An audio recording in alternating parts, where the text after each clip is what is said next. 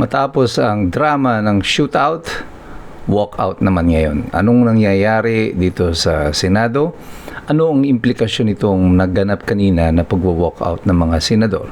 Ito po muli si Attorney Mike Operario at pag-usapan natin yan. Kanina nga, nakita natin na isang parang shouting match na naman dito sa Senado na kung saan ang minorya ay tila nang gagalaitin na naman at galit na galit. At nagsisisigaw na naman si Risa Ontiveros, si Kiko Pangilinan, si Erwin Tulfo, nagpapakita ng galit nila and then eventually nagsipag-walk out dahil ang pinagbobotohan kanina ay ang pag-amyenda sa Rules of the Senate na kung saan papayagan ang mga miyembro ng Senado na bumoto o makipag-participate sa deliberation via the internet. And pinalagan nila ito because sa pakiramdam nila ng minorya ay papaboran nito si Senator Bato de la Rosa. Pero mas telling dito ay ang mga pinagsasabi ni Erwin Tulfo. At tila ba ibinuking na niya ang overall plan nila. At sinasabi niya na baka daw gagawin ito para yung mga senador na kakasuhan ng ombudsman ay makakaboto, makakaparticipate sa deliberation as if alam na nila na ito ang plano from the start. And I have no reason not to believe si Erwin Tulfo na yan talaga ang bahagi ng plano. Sabi ko nga sa inyo, this is crunch time for them. Susubukan na nila ang lahat.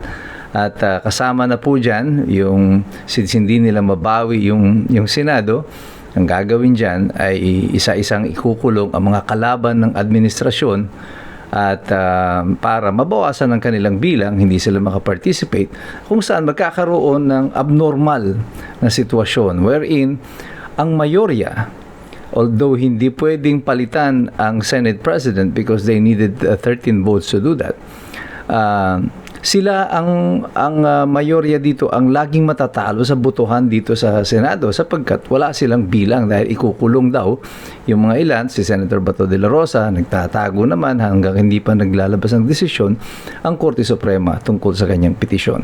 So, malalagay sa disadvantage dito ang majority kasi yung minorya with 11 at wala namang balak ang ombudsman siguro na ipakulong ang sino man sa kanila kahit ng mga may umuugong na mga bali-balita at doon sa testimonya ng 18 Marines ay meron sa kanila nandiyan sa minority na ngayon na tumanggap ng mga maleta kasama dyan sina Ping Lacson, sina Tito Soto, sina Tulfo at kung sino-sino pa na mga nakabahagi dyan. Well, kung may 11 sila at halimbawa ay mabawasan ng 3 pa yung mga senador sa majority, although the minority cannot replace the Senate President, pagdating sa boton, 10 lang ang boboto dito sa majority. At yan ang implikasyon yan. Ngayon, itong pag-walkout na to, this is a dangerous precedent kasi pwedeng either the majority or the minority now has the power not to attend the session and in order for them not to have a quorum. Kasi kailangan mo ng 13 para mag-umpisa yung sesyon. At kung wala kang 13, wala kang quorum. At maapektuhan yan, hindi lang yung deliberasyon dito sa Senado, kundi pati yung impeachment trial. And this will create more chaos. Magiging mas magulo ang Senado. At tingin ko, ito naman talaga ang plano ng administrasyon, guluhin itong sitwasyon na ito para, maging dysfunctional ang ating gobyerno. And this will also distract the people kung ano yung nangyayari tungkol sa ating bayan. Huwag nyo na kaming lukuhin itong minority sa kasalukuyan. Yung pagsasabi nyo ni Erwin Tulfo na may mga kakasuhan, alam naman nila yan na may kakasuhan. I think this is part of the plan talaga na gibain ang majority, noon pa man yan, at yung mga Duterte supporters sa Senado by filing multiple cases against them. At wala na kasi silang ibang pagkukunan ng mga boto. And the only way they can manipulate the Senate is kung mababawasan ang hanay ng majority. Hindi po ito tungkol sa flood control. Huwag nyo kaming lokohin.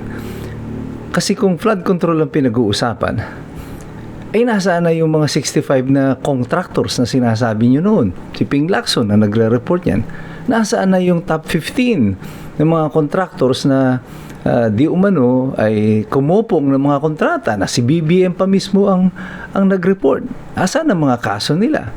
Bakit ang kinakasuhan ngayon ay puro mga nasa oposisyon? Well, obviously, ang sagot dyan kasi ito ang kumakalaban sa administrasyon. At yung mga sinabi nila noon na mga supposedly may mga expose pa itong si Ping Lacson, hanggang ngayon wala naman silang kinakasuhan ng mga congressman except for Saldico. At ngayon nag-iingay sila kunyari kay Romualdez. Ako hindi rin ako naniniwala dito sa storya ng pagdedemanda kay Romualdez. I think this is part of the overall scheme and plan, pagtakpan si BBM. Pero malinaw para sa mga tao sa kasalukuyan na ang mga senador na ito ay kinakasuhan nyo lamang hindi dahil sa totoong sila ay may kasalanan. O kung may kasalanan man sila, hindi yun ang primary reason.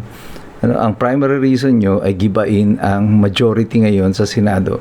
Kasi kung ito'y tungkol sa flood control, dapat inunan nyo yung mga magnanakaw talaga dyan sa Kongreso, na hindi lang hundreds of millions ang ninakaw, bilyon ang pinag-uusapan. At ang nangyari doon sa mga testigo, yung mga pangunahin na may pakana nito, kagaya ng mga nasa DPWH, yung mga naging bilyonaryo ng mga district engineer, si Alcantara, state witness, si Hernandez, state witness, at yung iba pa ng mga si Bernardo, Yusek Bernardo, state witness. Yung mga pangunahin na may kasalanan dito, iniligtas na ng Department of Justice at ng Ombudsman sa pamamagitan ng pagbibigay sa kanila ng pribilehiyo bilang mga state witness. Ibig sabihin, hindi na sila makakasuhan. Testigo na di umano sila. Pero ang requirement sa pagiging testigo or state witness, dapat you are supposed to be the least guilty. Dito, marlinaw doon sa mga kwento na yan, na lumabas noon sa Senado, na sila ay bahagi talaga ng grand conspiracy. They are not the least guilty. They are probably the most guilty. Kasama sila, pare-pareho sila ng level. At ang inaasa natin sa Senado ngayon, sana ay buksan nyo na muli yung Blue Ribbon Committee. Please lang, buksan nyo na itong investigasyon na muli dito sa flood control, because ito ang kinatatakutan ng mga minority senators sa kasalukuyan. Ayaw nilang malahad ang katotohanan. Ito ang ayaw mabuksan ng Kongreso. Ito ang ayaw mabuksan ng mga makakaliwa, ng mga NPA, ng mga NDF na nagkukunwaring mga party list representatives yan sa Kongreso. Ito ang ayaw pabuksan ng mga pari, ng mga kaparian dyan na hanggang ngayon ay tumutuligsa. Ang alam lang tuligsain ay ang mga Duterte at hindi ang nakawan dito sa ating pamahalaan. Pero ang taong bayan nag-aabang sa katotohanan. Gusto naming marinig na ang 18 Marines. At itong mga walkout na ito, nakadesenyo ito para wag matuloy ang anuman ng mga pag-uusapan dyan sa Senado. Pero tayong lahat, tayong mga Pilipino, kayong mga iskumbro, alam nyo na kung anong nagaganap sa ating bayan. Hindi tayo magpapaloko. Tayo'y nagmamasid, tayo'y makikilahok, at tayo'y patuloy na magsisipag-aral. Kasi alam nating lahat, mahirap makialam ang taong walang alam. God bless you. God bless us all. Mabuhay ang Republika ng Pilipinas.